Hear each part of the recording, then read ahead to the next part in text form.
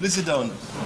These two ministerial committees meeting with the Minister of State for Aviation, Senator Hadi Sirika, to present report findings and recommendations were constituted in February 2016 for the review and amendment of Civil Aviation Act 2016 and the assessment of security at Nigerian airports.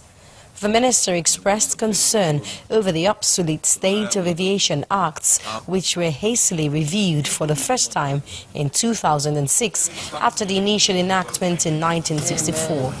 But the chairman of the Aviation Act Review Committee, Ibrahim Idris, is positive that their findings and recommendations are exhaustive. I was the deputy chairman, House of Representative Committee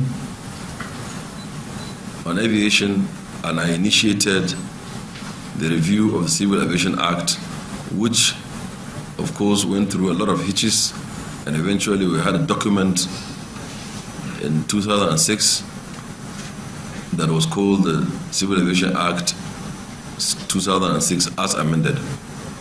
And even at the time, I was more than convinced that the act was inadequate. What we found were there was some overlap in terms of functions of some of these agencies in the existing acts.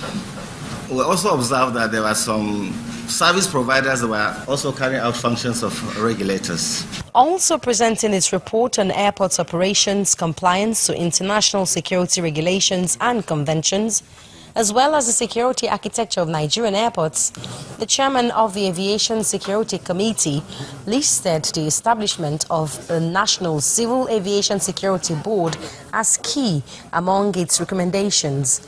This is following the minister's concern about the critical role of aviation security in Nigeria. Aviation, it's a very critical element for national security, economic security, political stability, and the well-being of the Nigerian people. The International Civil Aviation Organization recommends that each country should have what they call National Civil Aviation Security Program. That program gives guidelines to all security arrangements, what to do or what not to do. And to achieve that, all countries should have National Civil Aviation Security Committee. These committees are convinced that the recommendations made in their reports will cause visible changes in the aviation industry if well implemented. And the minister, who considers these as the first assignment of his ministry, says the reports will not end up on shelves, but will be taken seriously. Omelogo, Nadi Channels Television News.